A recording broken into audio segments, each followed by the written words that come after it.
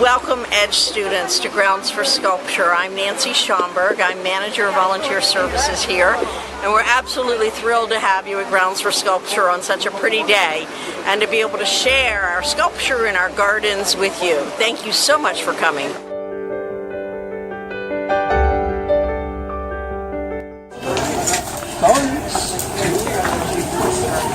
Hi and welcome to the Grounds for Sculpture, an exquisite, beautiful, wonderful place where we can actually feel the sculpture, and it's a feast for the imagination. We welcome all our EDGE students here today. It's a beautiful day. It was raining in the morning, but it turned out to be a wonderful day, and a day for art and a day for beauty.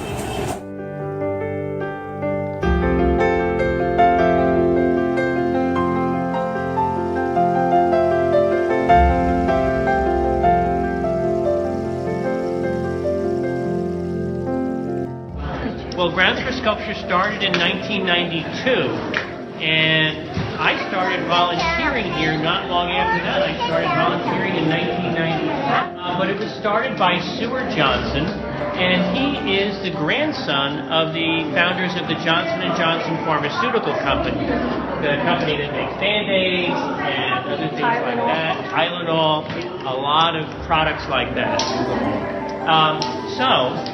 He started this park in '92 because he is a sculptor by training, and he has his casting studio where he casts his own pieces and other pieces by other artists here on the site, but he bought this land adjacent to it and started this sculpture park, and we have about 280 pieces outdoor.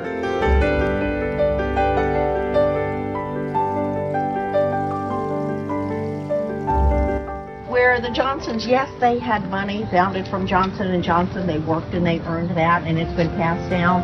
But they have all taken a mission to make the world a little better place. Seward Johnson's father was into undersea exploration, and he founded a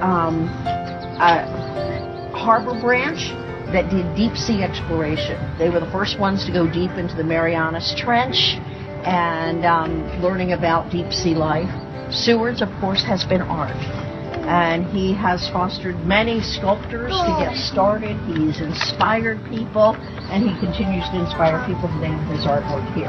His artwork is very realistic.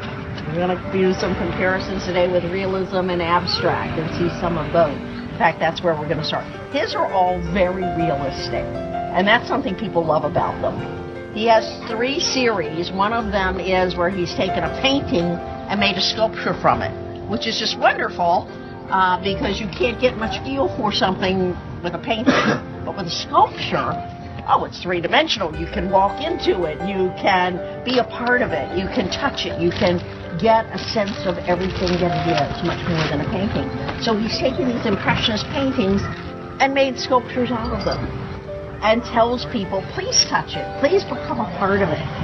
And of course that requires some imagination, because when something's 2-dimensional, you don't know what the back of Mona Lisa's hair looks like, right?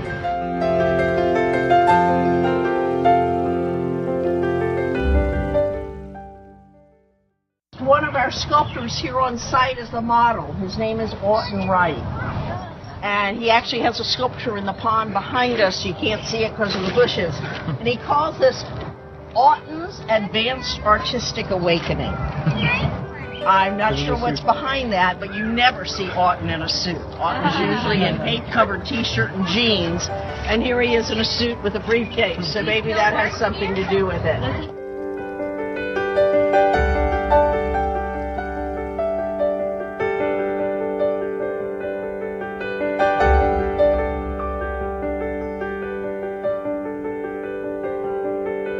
Share. I want you to see if you can ID this one. Share. So everybody got First off thing I'm going to tell you is the man who made this sculpture is very visually impaired. Yeah. Wait, the man what? I think he's totally blind. We don't climb on the sculpture, okay? No, I'm just feeling the top of it. All right. Like a chair. Feel it. It feels like a chair. Okay. Keep following it all the way around, though. Is it like a fin or like a? A fin, very good. This is my Gordon duck. And I want you to catch the trees on either side and tell me what's weird about them. They're dead. They're not dead. Okay? All right. Just kind of run your hand. Do you normally see trees growing this close together? No. Oh, there we go.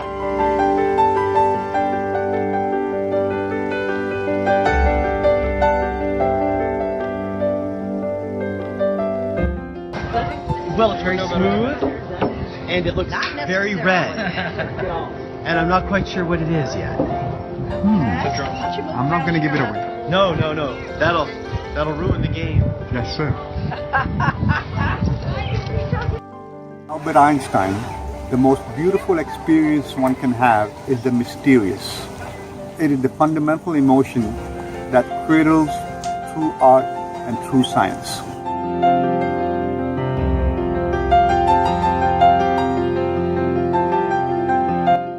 I get it. If you ever go to the FDR Monument in Washington, I did the same thing. You're getting a standing ovation.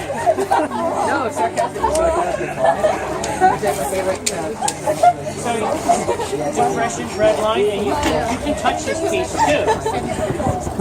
So this is five men standing in the She's on her side, and that's her head. Yeah, she's like sleeping on her side. And she's sort of curled up into a ball. Sort of. Wow, that's freaky. You know what he says? They just let me over and you know that I can't do it. Wow. Here it is right here. The forest, the second part of the area. And they're in a circle with trees in the middle, and they're spaced out maybe 15 feet apart, okay? And they go around in a circle. He calls them his beasts, and each one is different. They're somewhat familiar, but they're also somewhat foreign. So I'd like for you to go around and check out each of these beasts, and then let's compare. I've got a great story about one of them. Yeah. This one, look. Oh, look, put your finger. You wanted that one? Why? Can you go? Oh, there's two heads. That's really cool. What is that? What is it? What do you think he named this one? No! Yeah. I really like a You said a pickle. I like an actual food item, like an actual pickle. Yeah, now I got what you mean. Because he turned it right around. The end of it. It's right there. It's named for the Tyrannosaurus Rex because he thought an ankle biter would just be awful for it. So its teeth, if you haven't felt the teeth, They're very prominent. Touching it. yes, yeah. They're not sharp, but they're very significant, and he's, got his gums pulled back. One. Little head. Little head, Right? big tail. So this This is the one that has the great story about it. Oh. Okay. All right. He calls this one Sue's Nightmare. Okay. And what is your name? It's not your name? Ryan. Ryan? Okay, come on up here, Ryan. I want you to feel this one. So you'll understand the story a little bit better. Forward. Okay, you're right here. You stick your hand out. So in 2000, the largest, who likes dinosaurs here? Anybody like dinosaurs? I love dinosaurs. I love dinosaurs. Okay, the largest, most complete Tyrannosaurus Rex was discovered by a woman named. She was leading the paleontologist group, Sue Hendrickson. Okay, Sue Hutchinson. And they found the largest and most complete Tyrannosaurus Rex that's ever been found. So.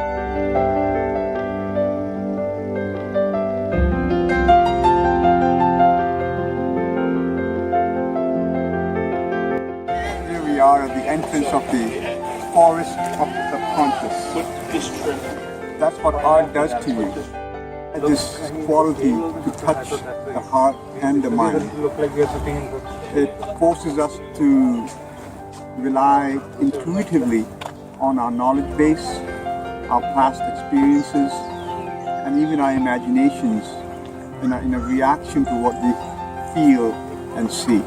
Art can invoke happiness. Art can invoke feelings at the subconscious level, which through our logical thinking we often suppress.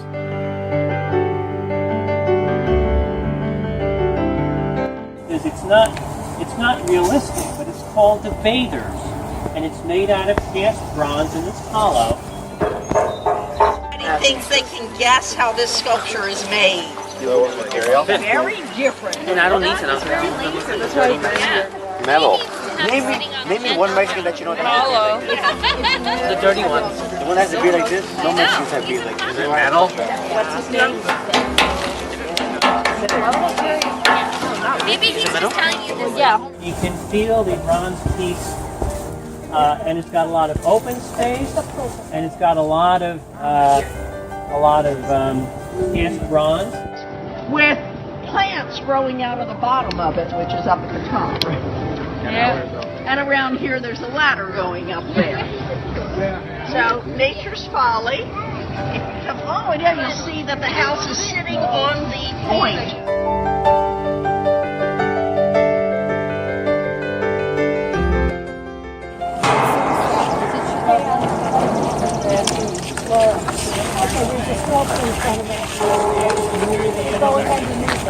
Are those sheep or pigs? Sheep. Sheep? Uh-huh. Did you touch it? Yes.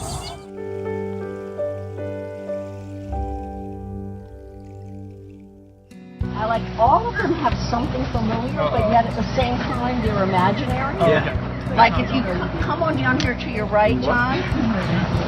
John, okay. Feel the tail. Feel the base of that tail. It feels like a stick. Yeah, so you're not. It sticks out. Right. Wow.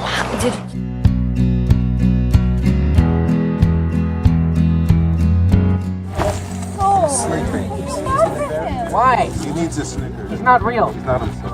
But some people come by. You know, it's very different than your normal cedar tree. It's very droopy down. I don't know if that's a word, but it goes. Look at that, so pointy. You all the way up. And that's a lot of what we do. Is it combine the garden landscape with the sculpture. Hence the name Grounds for Sculpture. That's right. That's right. 42 We like to acres. say, yes, and we like to say that our landscape frames our sculpture because many of them have been chosen to go with that sculpture and make it look a certain way. Here, this is Shivani and Gary. Hi. They're going to join us in the last few minutes. Hey guys! These are Edge students. Where's Edge located? New Brunswick. All right, come on around this side of it, though. Yeah, we already met the other half of the group. Oh, okay. In fact, I saw a friend. She's a volunteer. There you go. Good job. All right. If you step up here, step maybe 8 inches. All right, now feel it. Right.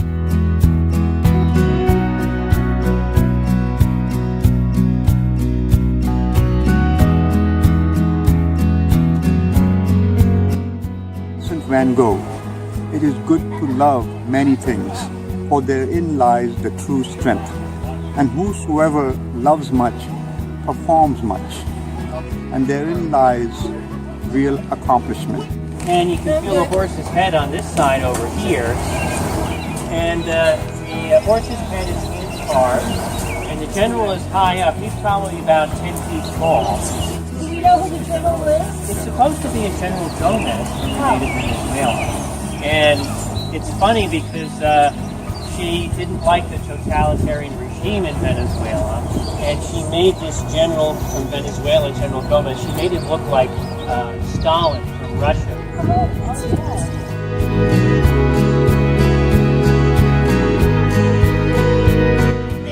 what you think of really so much as a sculpture material? It's wood, exactly. Oh, wow. So why don't you think sculptures are often made out of wood? Because the chips. They get old. Yeah, they don't last that long, right? And all the upper structures did recently have to be replaced. Wow. Many people say this reminds them of a merry-go-round. If you're older, a maypole. The name of it is, and it has 1, 2, 3, 4, 5, 6, 7. Step forward, Cat. Big tree trunk-like posts in a circle with a center one. I'm seeing So that's the last man in line. These are all artist friends of his. Well, we've got to. Buy a house across the water and we'll just hang out here. Because in the painting, It must be beautiful. Yeah, right? So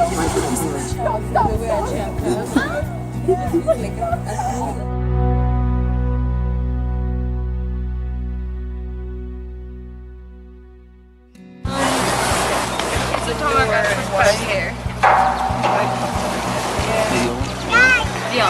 It looks like and this is it realistic or is it abstract? I know. Look at you saying that quizzically. It's sort of realistic and it's sort of abstract, right? How is it like a horse but not like a horse? Whoa. What was that? Good job. What happened? All right, come on up, Pat. You gotta be able to answer these questions for me. All right? That was the that's totally correct. John, come. Don't touch the other end. So how a boat of water surrounding these 9 sculptures. Some of them are very abstract and some less so. So feel free to touch them. And they stand for art, music, drama, beauty. But the artist reviews tell us which is which because he wanted us to figure it out ourselves.